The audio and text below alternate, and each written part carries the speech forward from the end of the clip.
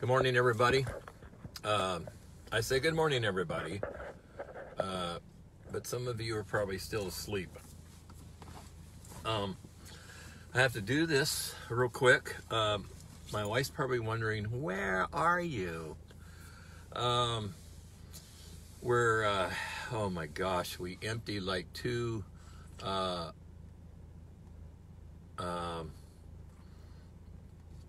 garage storage things.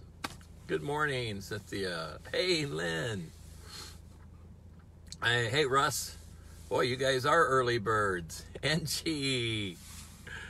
Oh, I'm getting up early because we have a lot of garage sale stuff. Oh my gosh, it's my worst nightmare. But it is what it is. It'll be over. And Tamara is so methodical, you know, like every little thing. And I'm like, hey, Ryan, good morning. Wow. So it's great to see some of you are up and around. I am too. Izzy is too. She's laying here beside me at her pup cup. And yeah, she's doing that thing. Hey, Perry. I had some just some things I wanted to share really quick with you.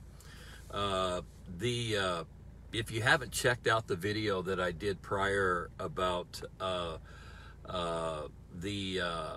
video on deception of injustice, I talked about how it looked like injustice, was going to win when in fact it was an illusion. And so I thought, wow, in light of what we were watching, I don't know if you watched it, but I watched it, and I was one of those guys that was in tears half the way through when Kavanaugh was speaking. Now, I'm not saying that my heart certainly didn't go out to Mrs. Ford, but I felt so bad for her because of feeling like she was just being used as a pawn. And remember, in my video, my prior was using the hurts of others, for selfish gain, all this stuff, political purposes. And it just made me sick to see all of it. And of course, when I was watching this thing unfold, a couple days prior, I shared with some people that I during a time of worship, I saw Kavanaugh being escorted to the seat of the highest office of this nation. Now, I realize there's still voting and all this stuff that's got to transpire and so forth, but I just felt like I wanted to shoot out the gate because I felt a shift take place in the spirit. And I was reminded of a slogan that I prophetically spoke about in 2012 concerning a change of government and, of course, Donald Trump. And it was they will say they never saw this coming, and that's been a repetitive thing over and over. Let me tell you, and I know many of you know this, they never saw this coming. When Kavanaugh got up there and began to speak, I guarantee you they never saw this coming. And in fact, I think we witnessed a spiritual transformation happen right before our eyes because of all of these horrific things and accusations that were coming against him and his family.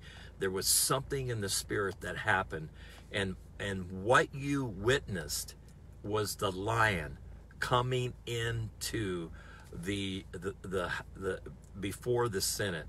And I believe what's happening right now is the lion is being seated in the U.S. Supreme Court. Now think about the implications of that. It is huge.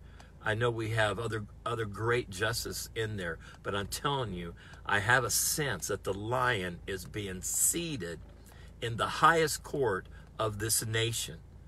And while Roe versus Wade is a huge thing, and very, very important, I'm telling you, it even exceeds that there's some things that are going to transpire that is literally causing a reset, and which was why this was so volatile. But what I love about the Lord and just the things that I felt like he's been showing me is seeing this in advance. And I felt like we were witnessing this huge conversion that was taking place right before our eyes. And I was amazed at, I mean, obviously, Kavanaugh was deeply hurt. And did you notice his prophetic declarations where he basically said, you're seeding your own demise. And he was talking about seeding the atmosphere with all of this, evil stuff. And he says, you're seeding your own demise. And it was like the same measure that you use is going to be measured back to you. I mean, he was just making these strong, I felt, declarations just, coming out of the gate. And you could sense, I felt I was looking at this paralyzation just literally coming over them. I don't know. I was just, wow. I just thought, this is absolutely historically amazing. And the other thing that hit me, if you go back and listen to a couple of those videos, and if you have, you'll probably remember this. I was talking about, blessing our enemies and even, speaking blessings over, I can't remember her first name, but I'll say Miss Ford. Speaking blessings over her and how, disarming the work of the enemy and again, feeling like she was being used as a pawn for political purposes. And one of the things that Kavanaugh comes out and says that his daughter, his little girl, said, let's pray for her.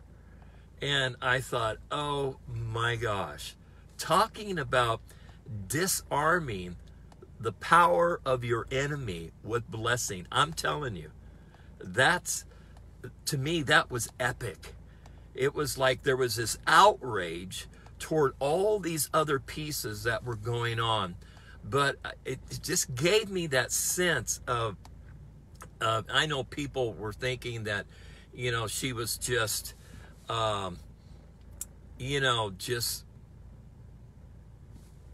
being intentionally deceptive, whatever. I didn't see that. I felt like she was being tormented. I felt like that she was in pain, and I felt like that her ordeal was very real, and I had a sense that they were using that to manipulate it toward their own purposes. And I'm telling you, when he was releasing blessings over her, I felt a shift take place in the spirit. And let me tell you, the enemy didn't see that coming.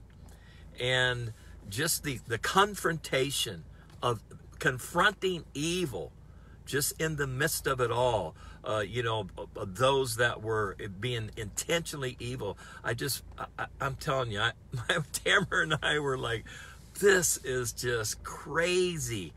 And so anyhow, I just wanted to share this with you because I know I'm jumping out the gate this morning, but I've had this sense all along that this intense shift was taking place, and I've been trying to be careful not to minimize the experience that Ms. Ford had, and realizing the impact that it had on her life. And so, it was just one of those, anyhow, you just got to move softly and realize that there's just a whole lot of abuse going on all the way around in these situations. But I'm excited about this, and I'm excited about, there was something that I was thinking that I felt like that even in our personal lives, even those of you who are watching this and will watch this, that there's things that are about ready to happen in a good way. Some things that are about ready to unfold. And I think it's going to be like what we were watching with this Senate hearing, where it's going to be like, wow, I never saw this coming. I just feel like that is a huge thing that is happening, not only in this nation, but in other nations of the world. And I know even there's been this negative tone that Trump has just been really, planting his feet in the ground, even like some things concerning Canada. But Canada, Ben Loads, hey, Ben. But Canada is on the verge of just a major breakthrough. I believe that there is a huge shift that is about ready to take place in that land.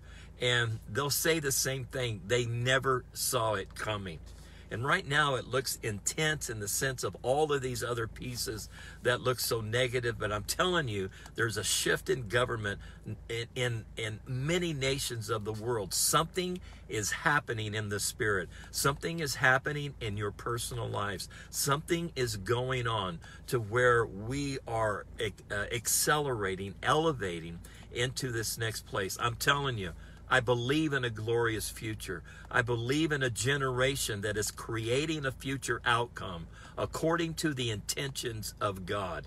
And we know the intentions of God. They're not evil, but they're good. The plans for us are amazing. And I just feel that there's a shift in the prophetic realm where we begin to move into the realization of God's intent and orchestrate things from heaven down. Because what I'm speaking to you is from a heavenly perspective, not an earthly one. And the things that I've been sharing over these last, few weeks and few months is from a heavenly perspective, seeing the mantle of God, the scepter of the King that He has placed in your hand and my hand to extend over the land that He has given to us and declare righteousness. I'm telling you, righteousness is entering into the highest courts of the land. And there's something profound that is happening right now. And it might appear obviously that the enemy is just like fighting against it at every turn. But no weapon formed against you will prosper.